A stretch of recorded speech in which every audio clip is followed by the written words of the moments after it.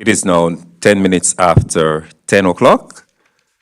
I want to welcome you to this sitting, the third sitting of the Audit and Finance Committee of the New York City Housing Authority, September 13, 2022. We want to welcome you all to this third sitting for the year 2022. We have Mr. Gonzalez.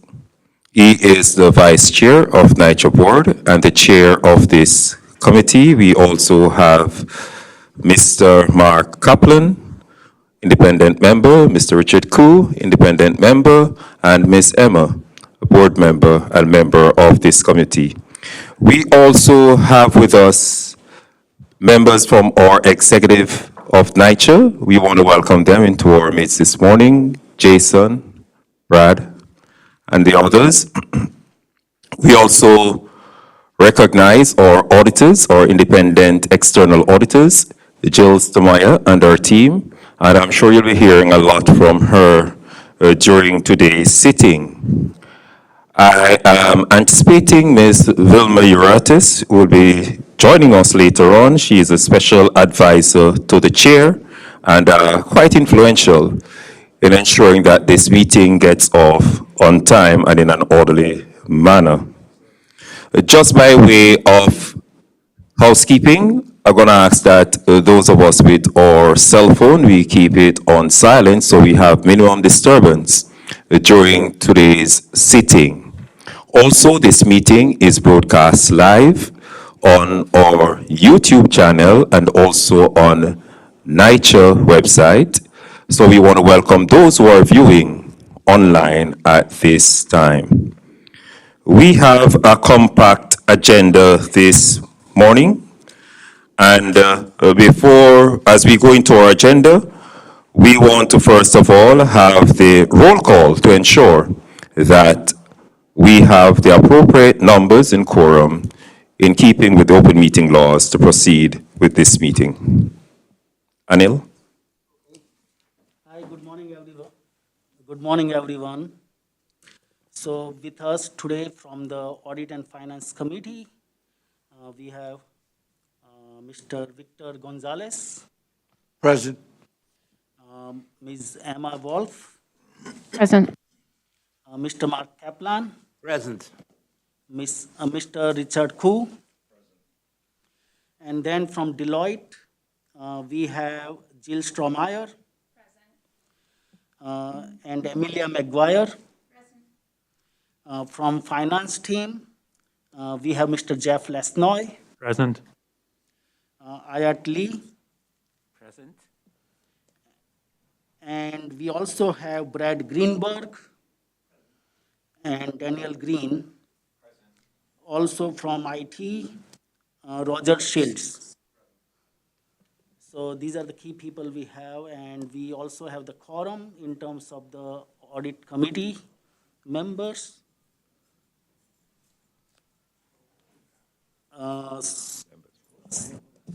Sorry, yeah. So we have the quorum and we can start the meeting. All right. Thank you very much, Anil.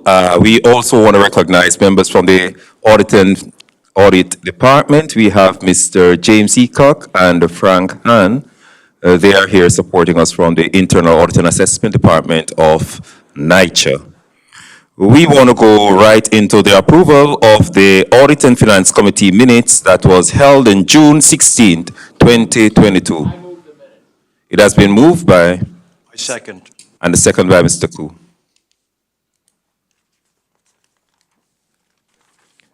Okay, as I indicated, we have a very packed agenda and potentially robust, and we're going to ask our external auditors, Deloitte, to proceed with the draft of the 2021 Single Audit Report. Jill?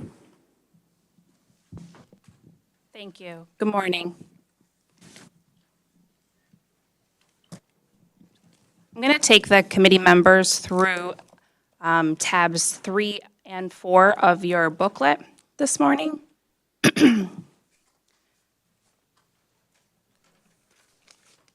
Tab 3 is Deloitte's PowerPoint presentation regarding the single audit, and I'm going to start with that document.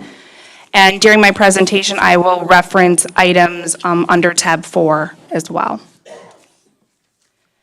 So Deloitte is currently in the process of completing our 2021 single audit for the New York City Housing Authority.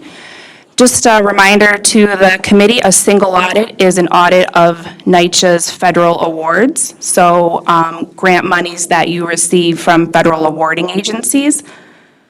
We're in the process of completing the audit, so items that we still need to complete prior to issuance would some final compliance reviews, review of the FDS schedules, HUD closeout programs, and then final reporting reviews. We expect to complete the remaining procedures before the end of the month, September 30th, as that's the time that NYCHA is required to submit this package to the Federal Audit Clearinghouse. As part of the single audit package, there's 3 independent auditors' reports or opinions. The first is what we refer to as our independent auditor's opinion. And under tab 4, that begins on page 1. This report is, I don't want to say exactly, but almost exactly the same report that you reviewed in June. This relates to our report on NYCHA's financial statements. The only difference in this report is the fact that we reference government auditing standards in 2 places in the report. It's still a clean, unmodified opinion. The only difference is just the reference to government auditing standards. With that being said, the financial statements themselves are not included in your documents today. So pages 5 through 82 of tab 4 is intentionally omitted, and that's because this committee reviewed and approved them in the June meeting. And so to cut back on paper and things that you've already reviewed, and at the suggestion of this committee, we removed that from the reporting package today and solely focusing on the federal grant piece. The second opinion that we issue relates to report on internal control over financial reporting and on compliance and other matters based on an audit of the financial statements performed in accordance with government auditing standards. That's the second report we issue. And that report is on page 137 of tab 4. It's a 2-page report.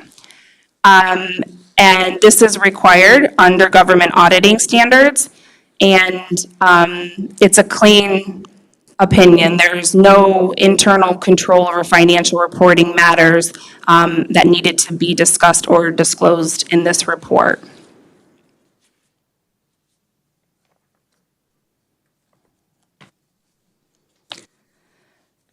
The third opinion that we issue is our report on compliance for each major federal program that we audit, and our report on internal controls over compliance, and the report on the schedule of expenditures of federal awards, the CFA. And that third opinion begins on page 141 of your tab 4. This opinion this year does have a qualification related to one program and related to one compliance requirement. And I will discuss that in a few minutes. If we could just pause on that, and I'll come back to this third opinion and the qualification. And then the final report that we'll issue as part of the single audit reporting package is the agreed upon procedures report related to REAC, or the Real Estate Assessment Center. And this report is not included in this package, but allows Deloitte to and NYCHA to upload information into the REAC system. Moving to the second slide of tab 3, this details your CFA, NYCHA's CFA for 2021. This lists out all of the grant programs for NYCHA, and you'll see that NYCHA had approximately $3.6 billion in federal expenditures during 2021. And that was made up of 12 programs or clusters. In 2021, Deloitte performed a risk assessment over the CFA to determine which of these 12 major programs we will subject to audit. And we determined 3 major programs were to be tested this year. The first one is the Public Housing Operating Funds, which is $1.12 billion. The second related to the housing voucher cluster, which was $1.417 billion. And then the final and third program that we tested this year was the Public Housing Capital Fund Program for $591 million. So we tested 3 of 12 programs, and the total of those 3 programs that we tested was approximately $3.1 billion out of $3.6 billion. So Deloitte subjected to testing approximately 88% of your federal grant expenditures this year. And your 3 largest grant programs. I do want to point out that the housing voucher cluster, the $1.417 billion here in the CFA, we had to test that this year because it was classified by the Office of Management and Budget as a higher risk program. So the federal government classified this grant program as higher risk because there was significant COVID funding released under this program, and therefore Deloitte tested this program this year. We also tested this program last year. Absent the direction from the Office of Management and Budget, this wouldn't have been selected this year. But because of changes in COVID money, it was selected again this year.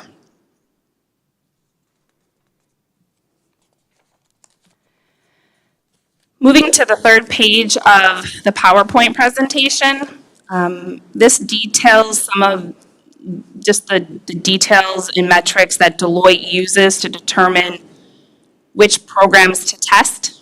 It's very formulaic. It's very prescribed as far as our percentages that we have to apply, the factors that we need to use to determine which programs are considered major. And so to inform this committee, Deloitte in fact follows the compliance requirements in the guidance that's issued exactly. And I mentioned we tested 88% of total federal expenditures. Deloitte is only required to test 20% according to the guidelines prescribed. But we tested 88% this year, partly due to the fact that there was a higher risk program in scope as dictated by the Office of Management and Budget.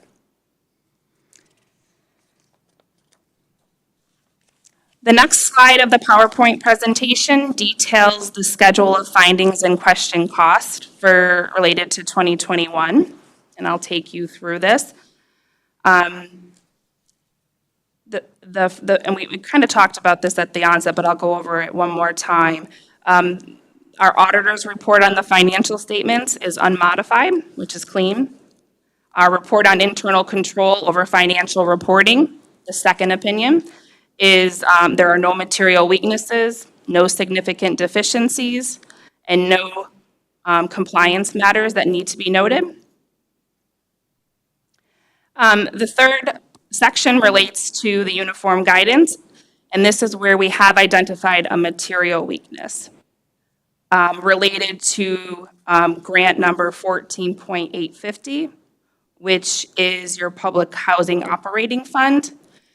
And more specifically, this material weakness relates to one particular compliance requirement called special tests and provisions. I want to remind the committee that our third opinion is actually many opinions in one report. we give an opinion on each major federal program and each compliance requirement that we test. So typically, we test 6 compliance requirements for each federal grant. So this third report really encompasses 18 auditors' opinions. And so when I say you have a qualification and a material weakness, it's on just one of those 18 opinions, if that makes sense. It's not the entire grant program, it's not all of the grants, it's just one compliance requirement for one grant. And so what does this material weakness relate to? On the next slide, we go into some details around the finding. I don't have a number, but I believe it's tab 6 of the PowerPoint presentation. It's also in the tab 3. Tab 3.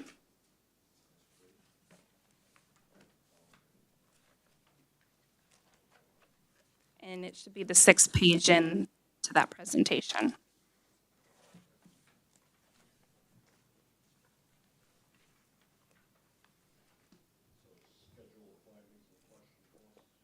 Yes, and the top of it reads finding number 2021-001. And so this is the only finding that we have this year, but it is material and does lead to a qualification, so I just want to take the committee through this. As I mentioned the last time we tested this program was in 2018. Barring any directive coming from the Office of Management and Budget, we're only required to test large programs once every 3 years. And this is one that was last tested in 2018 and came up in rotation in 2021 for testing. The compliance requirements have changed from 2018 to 2021. And in 2021, HUD, as part of the compliance supplement, added a new special test. And it's a special test specifically related to environmental contaminants testing and remediation. And so for the first time, Deloitte had to perform procedures, inquire with management around the testing and remediation for environmental contaminants. In environmental contaminants, lead paint, radon, gas, mold, those type of environmental contaminants. Excuse me, can you just speak in the microphone, please?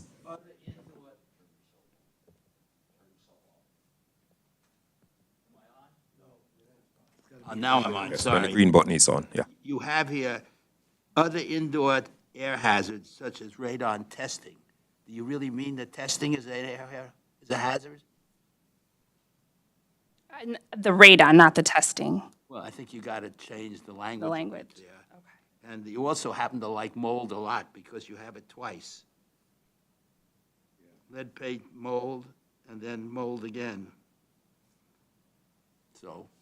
We'll modify that language in the final version. So during our testing, we had to inquire of NYCHA's testing on environmental contaminants and environmental contaminants. There's quite a few environmental contaminants, so we did have to use professional judgments on exactly which environmental contaminants we would inquire about testing and remediation.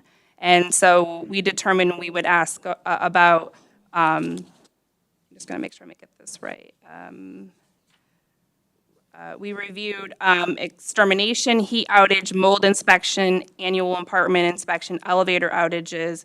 We inquired about lead paint for the year ended 2021. The way that our testing requirement is worded is that when NYCHA performs testing, has the remediation occurred under the audit period. And of course, something like lead paint has not been completely remediated under the audit period. And so with that, we had to, on the Deloitte side, determine whether or not the testing and therefore what was not remediated was material. And we determined that, in fact, it was material. And I think that is also evident by the large liability that's recorded in the financial statements at the end of the year. And the fact that this remediation process is going to take, several decades to complete. So for the first time, we're required to report this in our single audit report as a material finding, and it qualifies this one of 18 reports in that third opinion. I think I'll pause there to see if there are any questions Yes. on the finding. So, let me begin with, I don't know what made the government start doing, this particular part of the audit as far as the contaminants.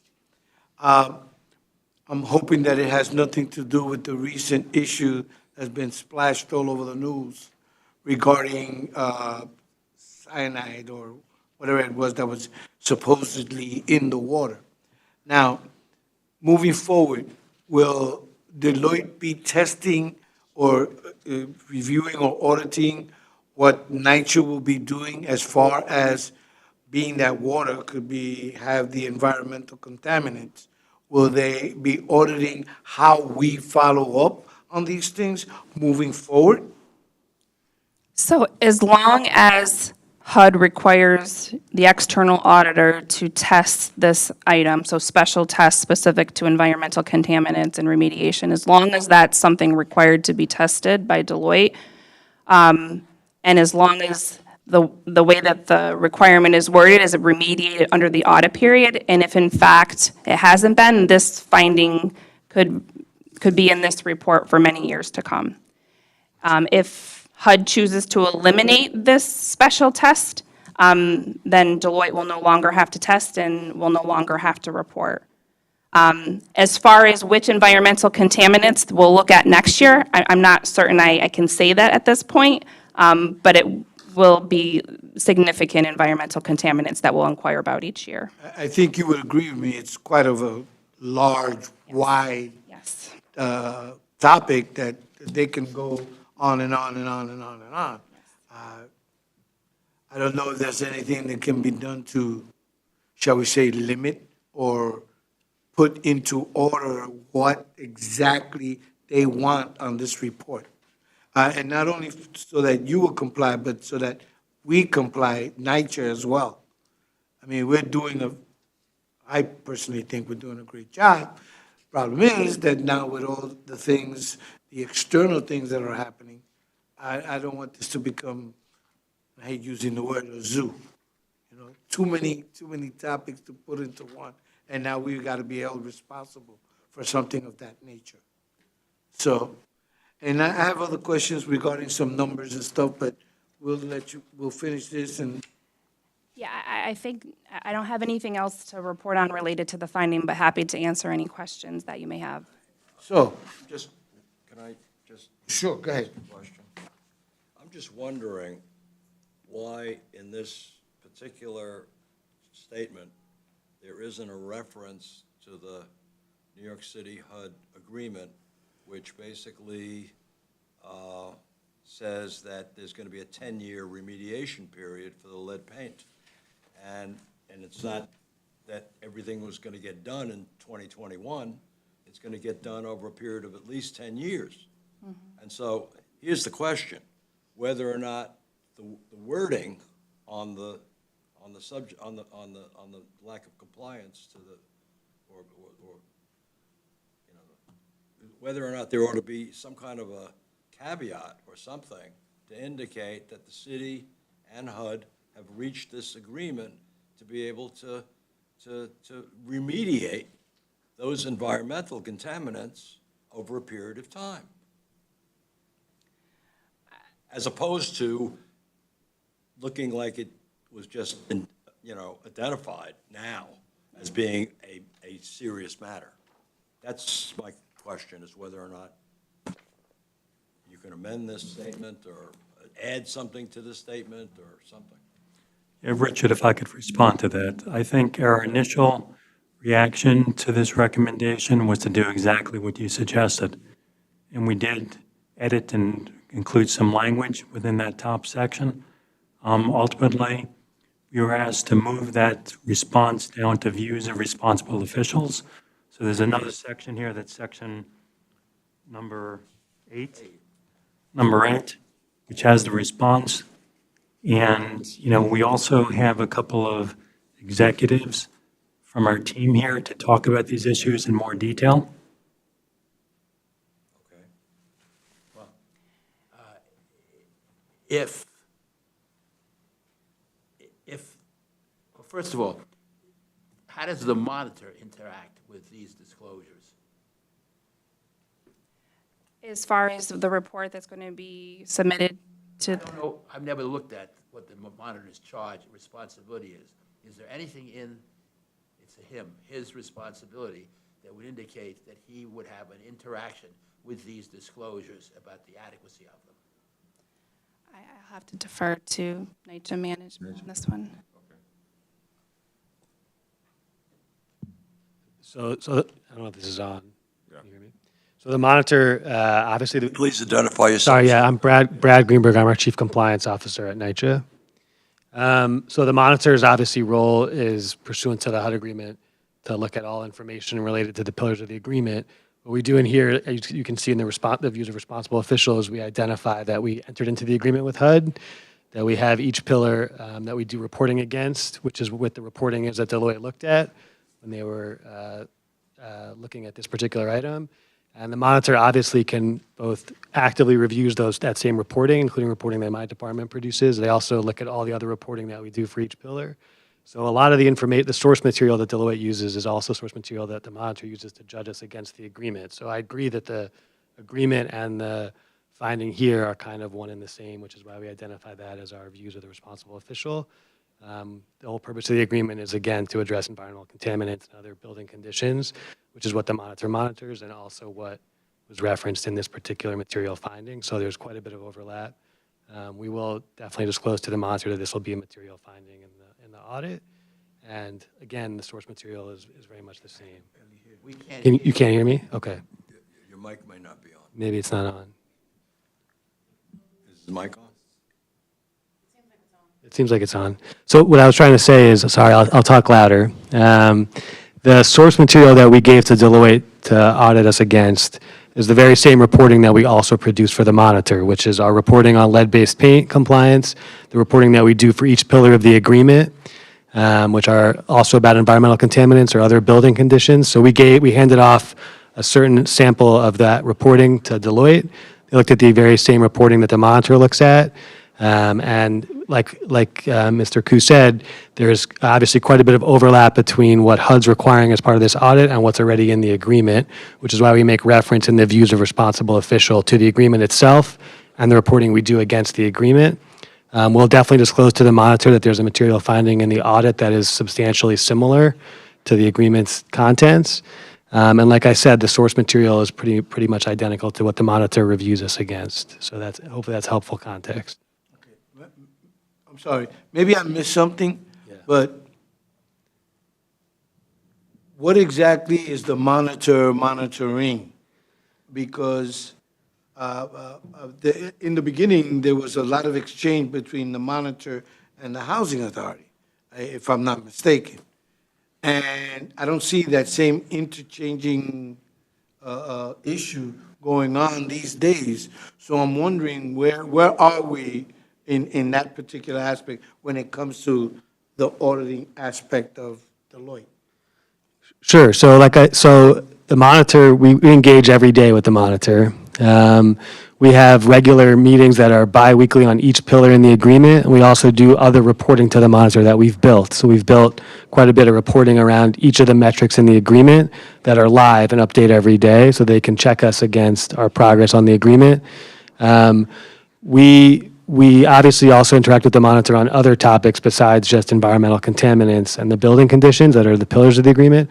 My department also produces a report every 6 months that is attached to our certification related to lead-based paint that we also send to the monitor in the U.S. Attorney's Office and HUD.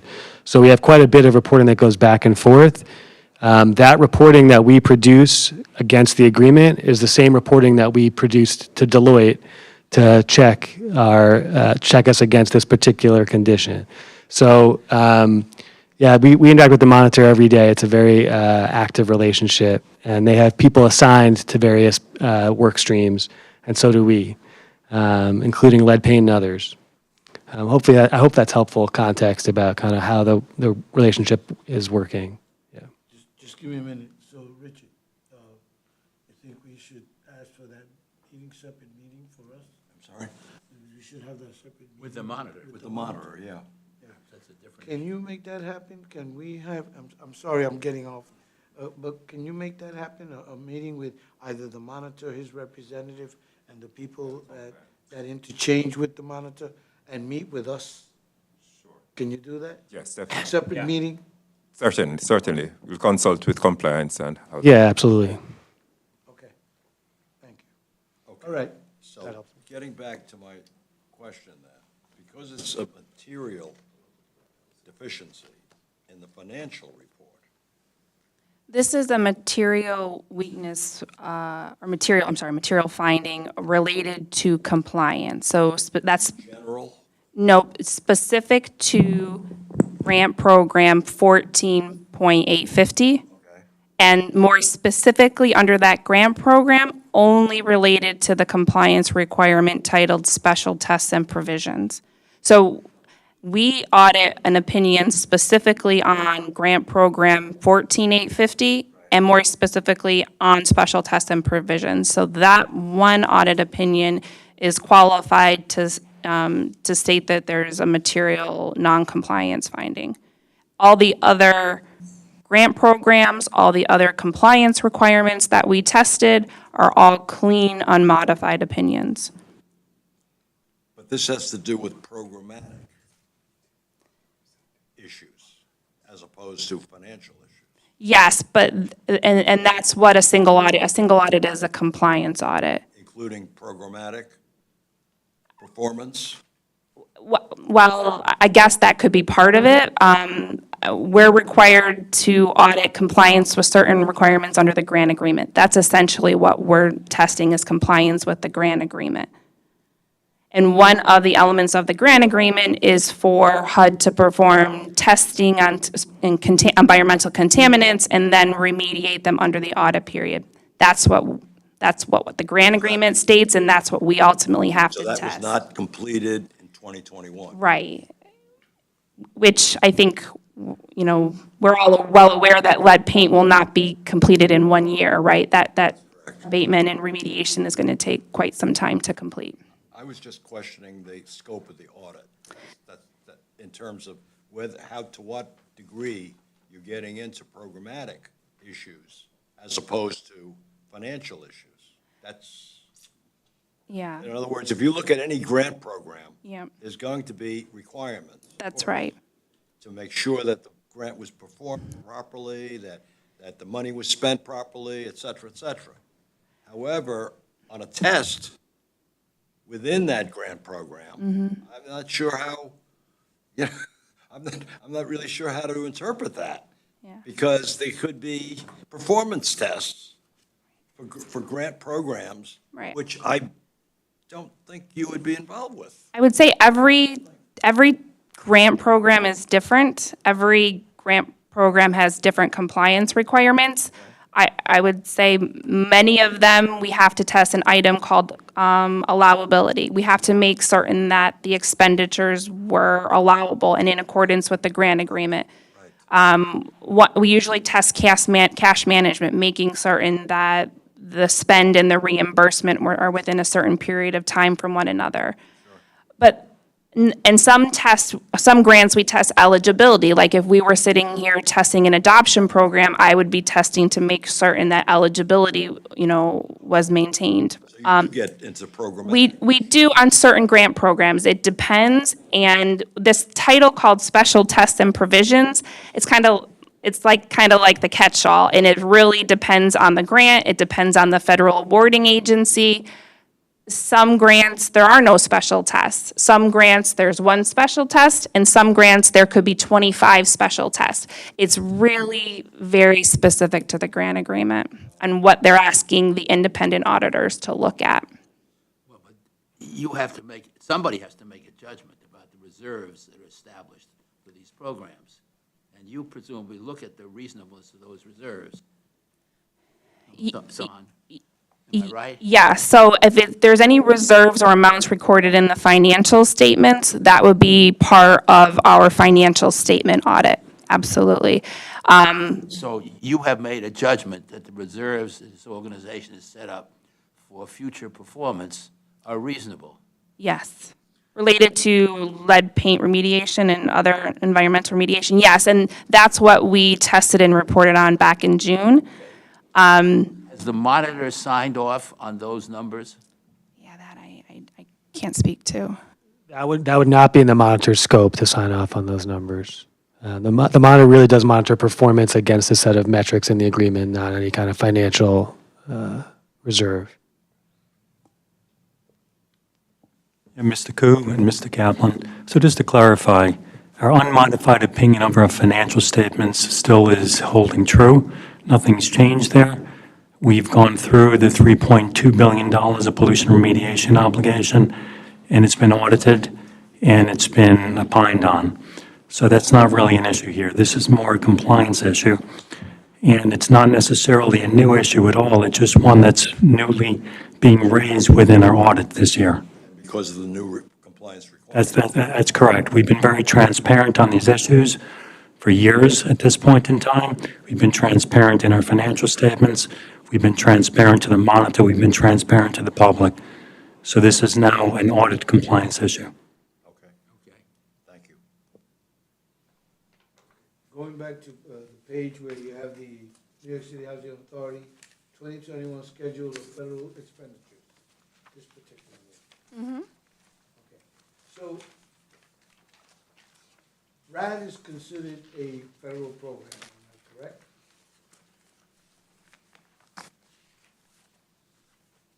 No, it would not be considered as part of this because it does not receive funding. So it's not. All right, so then it wouldn't reflect anywhere on any of these reports? No. So the Section 8 Housing Choice Voucher is the other program that we have as far as Section 8, as opposed to I'm in the meeting, RAD Jose. Section 8. This is primarily the voucher program. All right. And then on that same page, just above it, where you have the Federal Emergency Management Agency. So we talk about the Homeland Security, and then we break it down into disaster grants and hazard mitigation grants. I noticed that there were two different, I guess, federal ALN numbers, and you separated it. Is there a reason for the separation? They're two different grants. There are two different grants. Two different grants, both from FEMA, but two different grants. Now, So they're required to be listed separately. it's within in the schedule. FEMA, but it's, okay. Yes, FEMA is the awarding agency. Get that out, all right. Okay. Anybody else have anything? No, none more. No. I'm sorry, there was a lot of things that I just have questions. In the page, which is part 2, where it says access security, application and database, password configuration, Can I just, we haven't gotten there just yet. let me know when you get there. Is the committee ready for me to move off of single audit and onto the management letter comments?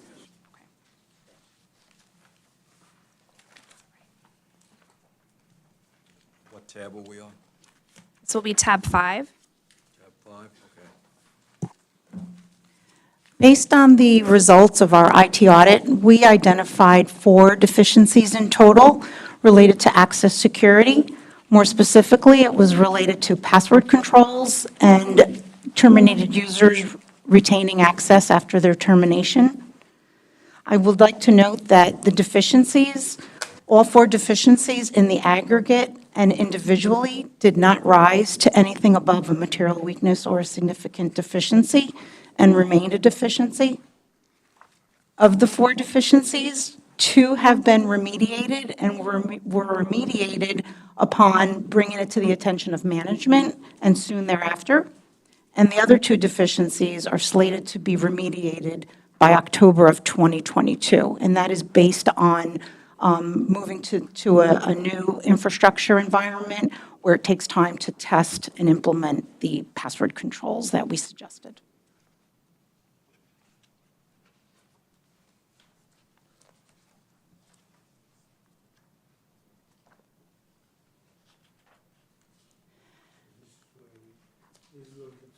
Okay.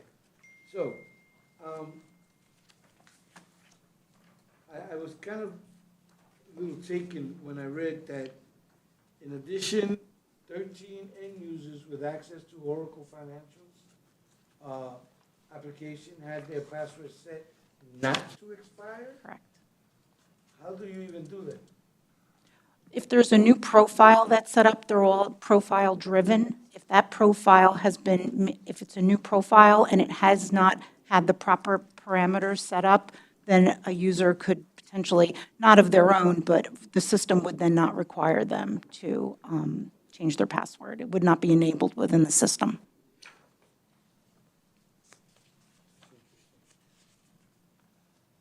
And then the issue with, on the access security application privilege access? Correct.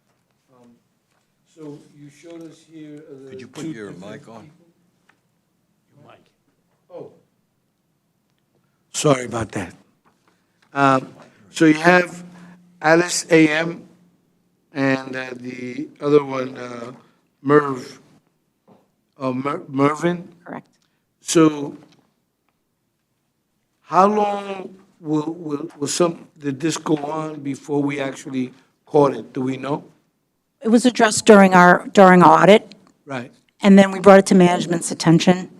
And then one required a little bit of follow-up to determine the one individual that retained the access and what was the reason. There are reasons, sometimes if someone is terminated, their access needs to remain active for purposes of going into their account and assessing their, their data.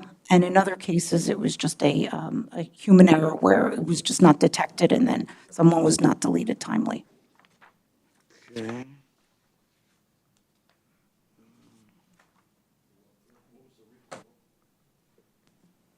Sorry? On the Alisea issue, just deemed inappropriate, what is? They were terminated, and they're, Alisea. Not Alain, the first one. Alice AM. Oracle Financial Application, the first paragraph. Why was the user deemed inappropriate? What does that mean? that means that their job function did not require them to have the specific access that was granted in the system. Could have been that they were initially required to have such access, and then their roles and responsibilities potentially changed, Okay. and then it was just So not there was a followed up. Change in responsibility. Correct. Okay, got it, thank you. And now, this is a silly question because I don't really know all of this, but in the section where it says inherent limitation of internal control over financial reporting, is there anything that can be done proactively to improve that? Which comment are you on? It's Appendix B.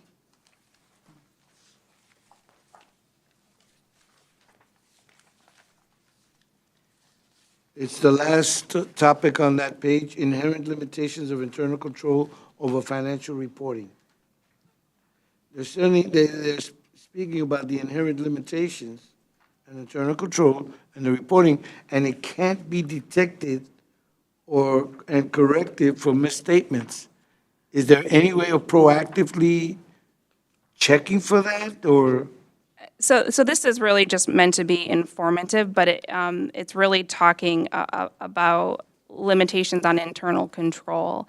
And the fact that reviewing internal controls are meant to prevent and detect, right? Whether it's fraudulent activity or misstatements. But there's always, we design tests to ensure that management override of controls is not taking place, but that's always a risk. And that's why we have a significant risk when we perform our audit of the financial statements. And I talk about this every year, is we have a management override of controls risk, because there's always going to be a risk, no matter how good of a control system you have in place, that management could override controls, whether individually or in collusion with another member of the organization. So this is really just meant to be informative. But there's always going to be an element of risk that, in any audit, you're not going to gain 100% assurance that controls are properly in place, designed, and operated, or that every amount in the financial statement is 100% accurate. We do tests. We do tests of controls, and we do tests of financial statement account balances. We don't look at all transactions. Can we go back to Appendix A for a moment? About OPEB? Yeah, I'm about to get there, Richard. Haven't gotten there yet? We started with Backwards, okay. the IT comments, yes. So in addition to the IT deficiencies that Leah just spoke about, we also had one, what I'll call financial deficiency as a result of the 2021 audit. And this had to do with the classification of OPEB liability between current and non-current. There's a GASB implementation guide question and answer, as well as additional guidance within the GASB literature that would state that if an OPEB plan is unfunded, so no assets, which NYCHA's plan does not, then an amount should be recorded in the financial statements as current for the amounts that are expected to be paid within the next year. And the remaining amount would be classified as non-current. This was brought to the attention of management during the course of our audit. During the course of the 21 audit, it was deemed to not be material. But we felt that a comment should be written so that management continues to assess this each year as part of their closing process to determine whether or not the current portion is in fact material. And if it ever does rise to the level of materiality, then reclassification adjustment should be considered. Again, low-level deficiency, nothing that's severe at a SD or an MW level, significant deficiency or material weakness level. It's really based on the fact that it's classification. It doesn't change the net position, the bottom line of the financial statements, and the dollar amount itself was considered to be immaterial. While we're on this little section, who is the management expert that is referred to here? About the OPEB liability. The actuary. Wouldn't it be better to say that instead of... Yeah, I can say that.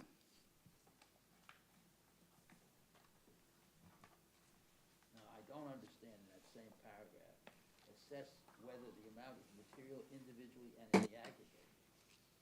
I don't understand what's being said here. Just determine that the amount on an individual financial statement line item perspective, as well as, for instance, the subtotal that it may roll into.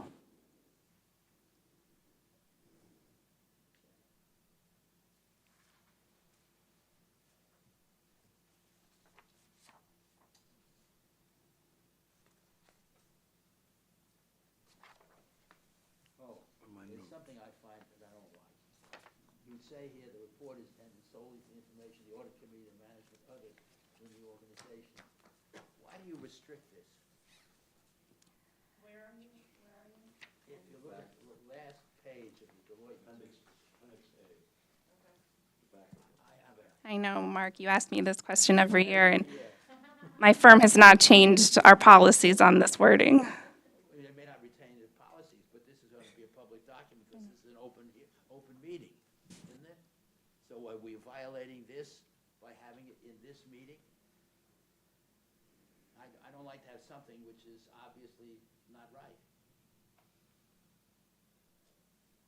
I'll take it back, Mark. I'll see if I can get you a Otherwise, better we're doing answer. something here which violates your policy. And it may affect your independence. That's right. Sorry for that.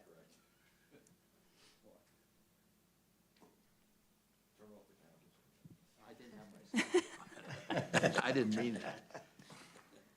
And then, Does that mean that you would deny its existence if you were asked by the media?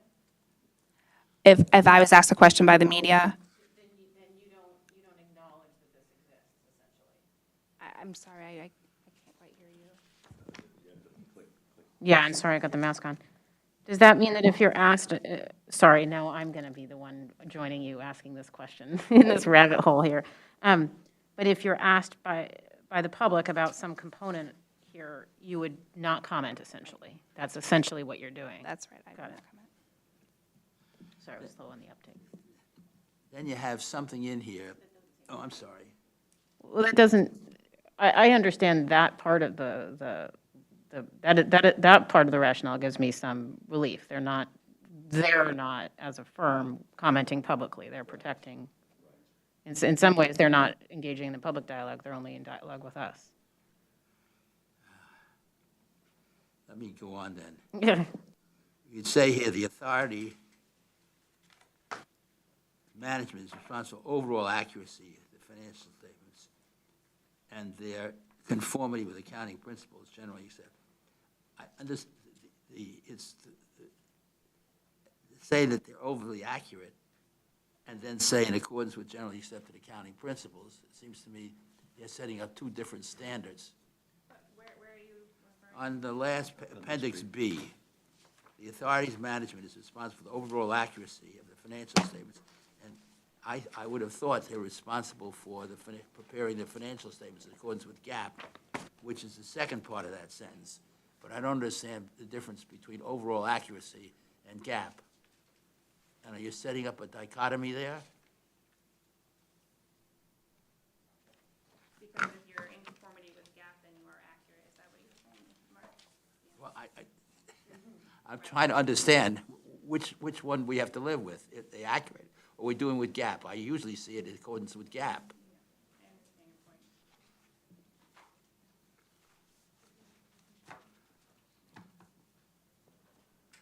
I'm going to appeal to the members to speak in the mic, as this sitting is being broadcasted live, and I'm getting the feedback that some members in the public may not be able to hear us.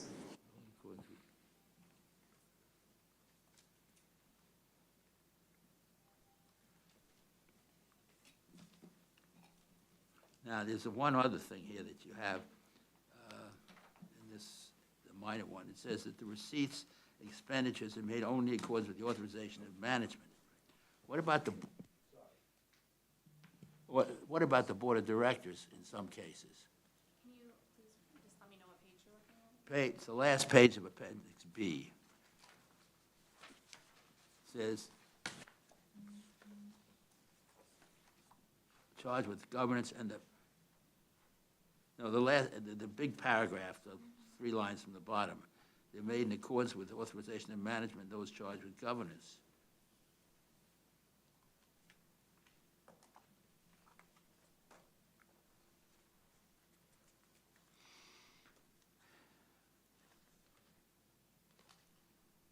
Trying to understand. You're saying that they are recorded in accordance with GAAP. And then you're saying the receipts and expenditures are made only in accordance with the authorization of management. You're setting up a differential. So if management said it was okay, if management said it's okay, then, but the overriding concern is it's recorded with GAAP, isn't it? Right, and that the transaction is being authorized by someone within the organization. Well, all right, so need a few more words. Much of the information that's in this Appendix B comes directly from literature, whether it's AICPA, accounting literature, auditing literature, or from the government auditing standards. And it's really meant to be informational, but most of this is really Oh, just coming directly from another piece of accounting I have a literature. long history of challenging. Yes, I know. I'll take it back to my AICPA panel experts. I know where I'll get.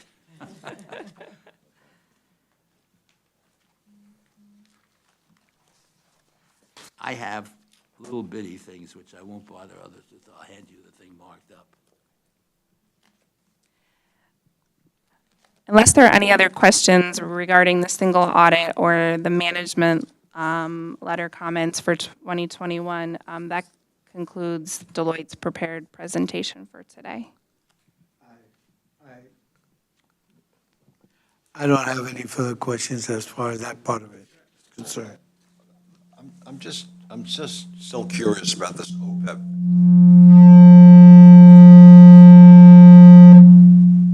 Is that the fire alarm or what? I did it. Don't ask me how. Thank you, ma'am. You got it. You saved my eardrums. Okay. I thought in the financial statement, the annual financial statement, that there was a dollar figure in there for OPEB. That's correct. And it was classified entirely as non-current. So NYCHA has a classified balance sheet. So assets and liabilities are broken down between current and non-current. Current meaning expected to be within 1 year. And so all of the OPEB liability in the 2021 financial statements was classified as non-current or. There was a dollar figure there. Absolutely, there was. Why was that non-current? That was the amount that was going to be paid. Because that's, the amount in current is what's expected to be paid within 1 year. That large liability that was in non-current is expected to be paid into many decades from now. It's 100, on the city balance sheet's over $100 billion. Right. But there was some pluses and minuses on the OPEB in the 2021 report, as I recall, that basically there was some discount changes, there was some other things that were done to reduce, but there was a dollar figure for the amount that was going to be spent in 2021. The OPEB liability was reflected as $3.2 billion as of the end of 2021. Not just the 2021. It was all in the non-current status, Okay. which means expected to be paid in over a year's time. Okay. The pension liability was also reflected in the same way, all is non-current. The pension liability is accurate because it's a funded program. Okay. So the liability is netted against the investments in the program. And therefore, there's no accounting requirement from GASB's perspective to reflect anything in current. But from OPEB, it's not funded. Right. So we, 87 million should have been put into 87 million should have been in, and we've already had a discussion with Office of Actuary at the city, and they've agreed to provide us with a reliable estimate prior to the next audit, Okay. so that we can make a decision as to whether to reflect that portion in current or not. Okay, very good. Thank you. That clarifies that, because I was confused as to what was that year versus, okay, thank you. Easily confused, thank you.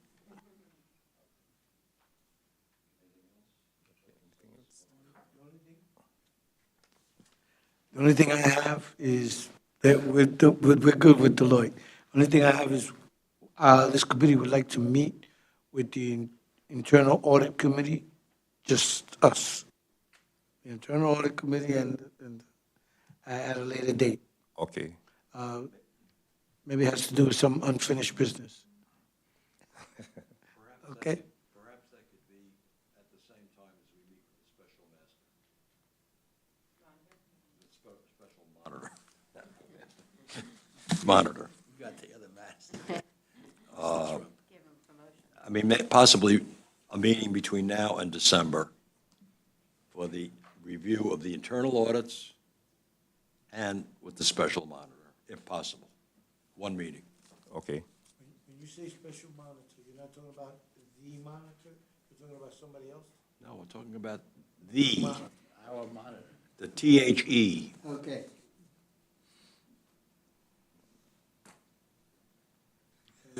Oh, sure. Okay, thank you. So what's next? Okay, there's a motion in order for the adoption of the approval of the 2021 single audit report to the board. Second. That's been moved and seconded. All those in favor? Aye. Aye. Any opposed? Okay, it has been unanimously carried. We'll now move on to Deloitte's management letter comments for the year ended December 31st, 2021. And again, we have our auditors, our external auditor, Jill, will lead out in this portion.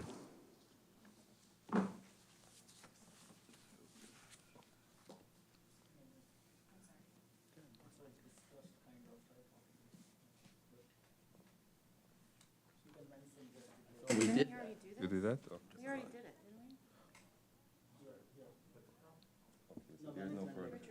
So there is nothing else. Okay, so that was incorporated earlier, so, Yeah, no, this is a report to management. Yeah, management letter comments, right? yes. So we just did this. Yeah, we just incorporated that. That is Did correct. this right now. Yes, that's correct. Okay. So we have exhausted our agenda for this morning. Thank you. At this time, Thank you. Thank you. an adjournment is in order. You want to have a session just with the audit, just with us and the auditors? Right now? Right now.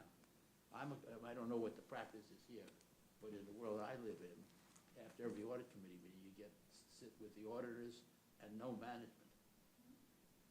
And I think that's good practice. I see head shaking over there. You have to make a formal resolution. You have to make a formal motion. What I'm suggesting is that we ought to, I can never remember. I think it's Can you speak in the microphone? generally considered good practice in the world I live in. We're competing, you and I. It's generally considered good practice that the audit committee meets with the auditors alone at the end of the meeting to find out what they want to say to us away from management. Now, we have to make that policy decision, but I can tell you, we do it in the city audit committee regularly, and every corporate board I sit on does it regularly. So isn't that what we requested before? No, this is, A separate meeting with the auditor? right now, we excuse everybody but the auditors. We have a session. We may not have much to say, but it's just done that way. You ask the auditors if they have anything they want to tell us in camera, so to speak. And it's not public, Mark? They turn the cameras on? I would go into an executive session. You have to make a motion. So the motion is in order. Victor, I want to suggest that to you. You're the chairman. Well, listen, let's do it. Let's do it. Would you agree with me that that's the general practice now? Jason Wilbur from the Law Department. Yeah. If an executive session is desired, the requisite motion of particularity from the open meetings law must be made. Okay, well, you have the script for us. It's not my motion. Well, you tell me what you want me to move. I'm not able to do that. Do we move for an executive session? Is that it? That's Yeah, I make a motion. with specificity as to what the non-public matter will be under the law. Okay, And it's you want me to make a debrief motion? with the auditors. You want me to make a motion? Okay, Okay, turn off yours. Turn off yours. go ahead. I make a motion to have a non-public meeting with the auditors to discuss non-public financial matters. Okay, motion is in order. It has been Is seconded. there a second? I second it. It has been seconded. Seconded, aye. I second it, okay. Approved. Okay, all right. And all in favor? Aye. Yes. Okay, so we'll proceed now into the members will now proceed in an executive session. Before everybody leaves, Mr. Green? Yes. When you have a minute after all of this is done, I would like to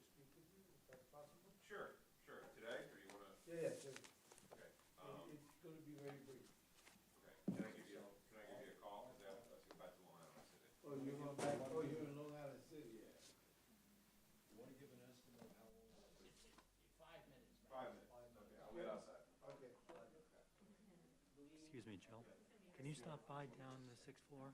Yes, anytime? absolutely. Thank you. You in Danny's old office? Yeah.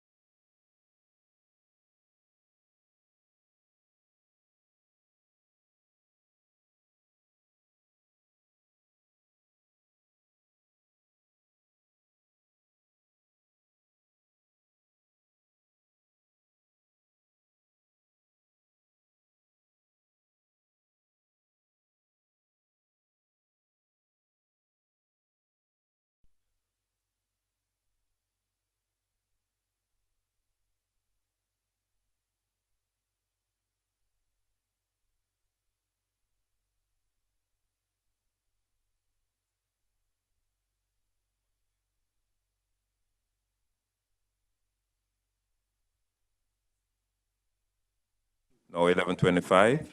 Meeting is adjourned. Thank you.